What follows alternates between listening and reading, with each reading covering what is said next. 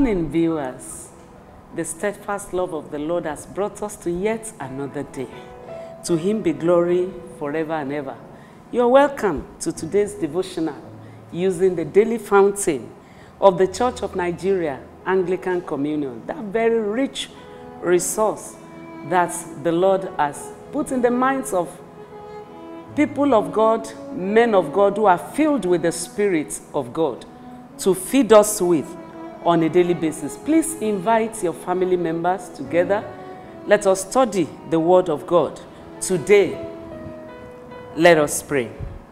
Eternal Father, we appreciate your loving kindness and compassion over our lives.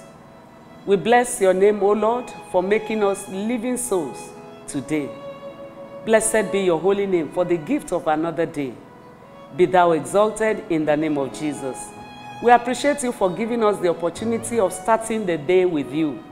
We ask, O God, that you will bless our day in the name of Jesus. Open our understanding to your word this day. Speak to us. Permeate our hearts, O Lord. Let us, by these words, O God, live a careful life in the name of Jesus. Father, when you will return in glory, we shall receive a crown of glory that will never pass away in the mighty name of Jesus. Thank you, Father, for answering our prayers. Blessed be your holy name. In Jesus' name we have prayed. Amen. Today is Monday, November the 6th. Today is Monday, November 6th, 2017. And the topic of our study today is raised up to sit with Christ in the heavenly realms. Raised up to sit with Christ in the heavenly realms.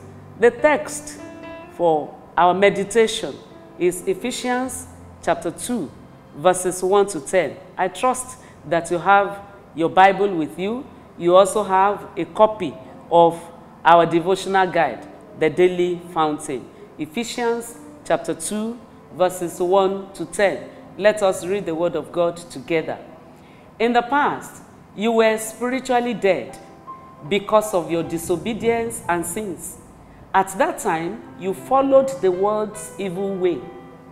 You obeyed the ruler of the spiritual powers in space, the spirit who now controls the people who disobey God. Actually, all of us were like them and lived according to our natural desires, doing whatever suited the wishes of our own bodies and minds. In our natural condition, we, like everyone else, were destined to suffer God's anger. But God's mercy is so abundant, and his love for us is so great, that while we were spiritually dead in our disobedience, he brought us to life with Christ. It is by God's grace that you have been saved. In our union with Christ Jesus, he raised us up with him to rule with him in the heavenly world. He did this to demonstrate for all time to come the extraordinary greatness of his grace in the love he showed us in Christ Jesus. For it is by God's grace that you have been saved through faith. It is not the result of your own efforts, but God's gift, so that no one can boast about it. God has made us what we are, and in our union with Christ Jesus, he has created us for a life of good deeds, which he has already prepared for us to do. This is the word of the Lord, and thanks be to God. Raised up to sit with Christ in the heavenly realms. The passage of our study today is actually directed at people who have been regenerated, people who have given their lives to Jesus Christ, who accept the lordship of Jesus Christ over their lives. Paul is telling us about the type of life we lived before we came into Christ. He said, in the past, you were spiritually dead because of your disobedience and sins. Disobedience, sin, kills. Disobedience and sin kills. He said, in the past, you were spiritually dead. Yes, somebody who is disobedient, who is walking in sin, may still be walking around, and people may be looking at him that, hey, he's well dressed. Hey, the hat is okay. The headgear is this. She's wearing designers, whatever. But spiritually, such a person is dead. Like I said, this passage today is directed at people who are already in Christ. I believe you are already in Christ.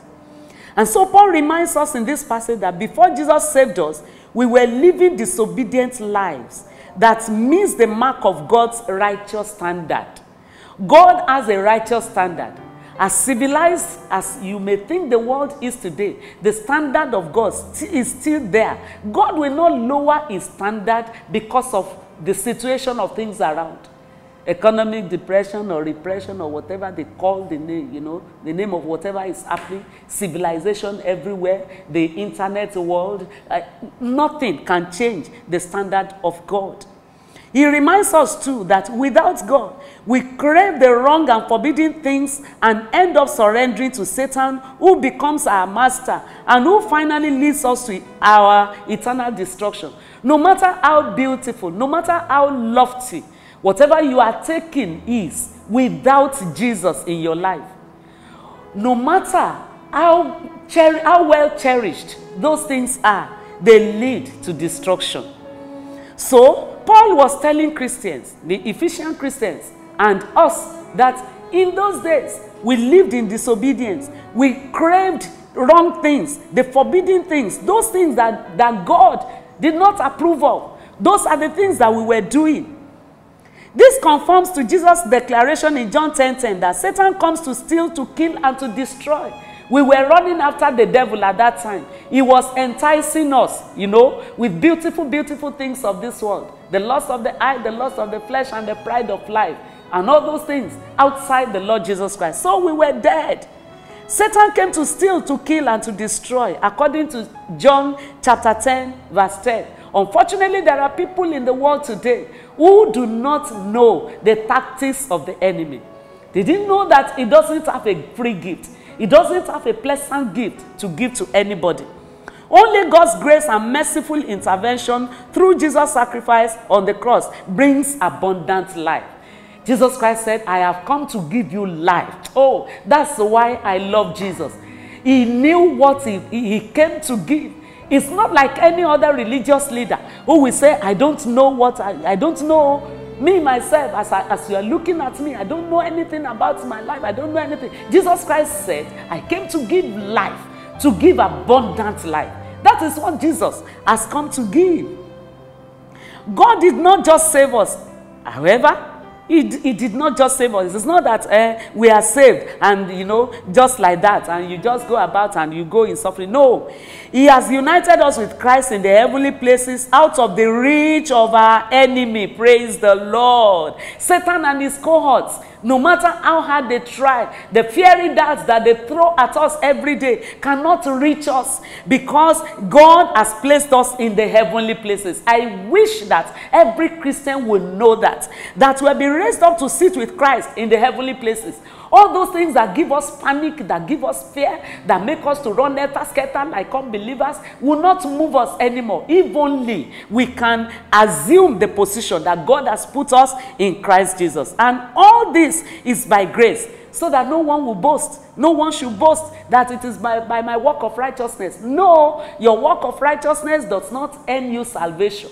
Your work of righteousness, whatever you do well, does not owe you a place, you know, at the heavenly realms. Moreover, God saved us so we can do good works on his behalf. And in gratitude, we should only dedicate our lives to his service. Now the question, are you showing your gratitude to God by the way you live and serve? That is an 100 million question that you need to answer. Are you living your life to show gratitude to God by the way you live? Christian, how are you living your life? Are you living a life of complaining, murmuring, and grumbling? Are you living a life of, you know, whereby you are not even useful in your environment, in your place of work? They don't know you as a Christian. You are not triumphing as a Christian. You are confessing the negatives that the unbelievers are confessing. you are just there saying, God, why have you done me like this? So, what is the problem? And I'm serving you. See what you have done with my life. Are you living a triumphant Christian life? Are you living as somebody who is seated in the heavenly realms, no matter what you are passing through on this planet? The scripture we read today shows us plainly that we must live a victorious life because Christ is risen for us. And so we are not of those who will complain and murmur and grumble in this world. We are supposed to turn the world upside down by the testimony of our salvation, by the testimony of the glory of God upon our lives. I pray that the Lord will help us to occupy the space that Christ has given to us, that God has given to us in Christ Jesus, in the heavenly realms. Sitting over there with Jesus, you have nothing to do with all these mundane things that you are having interactions with. You are more than what you are doing now. Christian, child of God, you are more than the life of sin. You are above sin. You are above principalities and powers. You are above spiritual wickedness in the heavenly places. You are above all these mundane things, all these things that lure people into sin. You are not expected to go into sin anymore because God has redeemed you by the blood of the Lamb. I pray that the grace of God will be abundant upon your life and mine to appropriate this gift that the Lord has given to us into our lives and actually walk in this world as victorious Christians. It is when you live victoriously that you can draw others to the kingdom. But when you are always moody, when you are your head is always bowed down, when you allow the enemy to speak negative things into your life, when you allow the vicissitudes of life, all the problems of this world to becloud you, and you are not confessing what the Lord has prepared for you in his word, you cannot afford to do all that. Jesus is already, looking at you by his side. Do you see yourself at the side of Jesus Christ in the heavenly realms? As you go about your business today and every day, may you live a victorious Christian life in the name of Jesus. Let us pray. Loving Father, thank you for lifting me from the miry pit of sin and setting me upon the solid rock.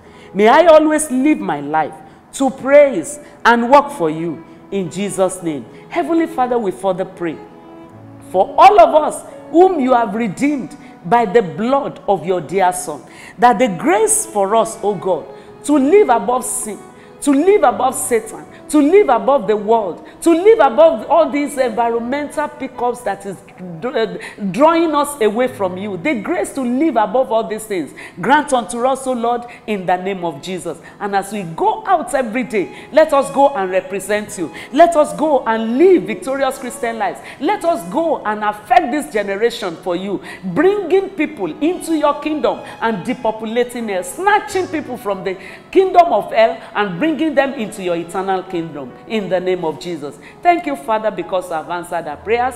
Blessed be your name, O Lord. In Jesus' mighty name, we have prayed. Amen. Please, we encourage you to join us on this telecast again tomorrow on this same station for yet another edition of the program. And if the Lord is laying it in your heart to support this program, to reach out to the unreached, to encourage those who are cast down, God needs your money. He needs your fund to make sure that this gospel of good news is preached across the nation. You can contact the emails, the telephone numbers, and even pay into the accounts running on the screen of your television at this time. And be assured that you are sowing on a fertile land and you will not miss your reward in the mighty name of the Lord Jesus. Thank you and God bless you.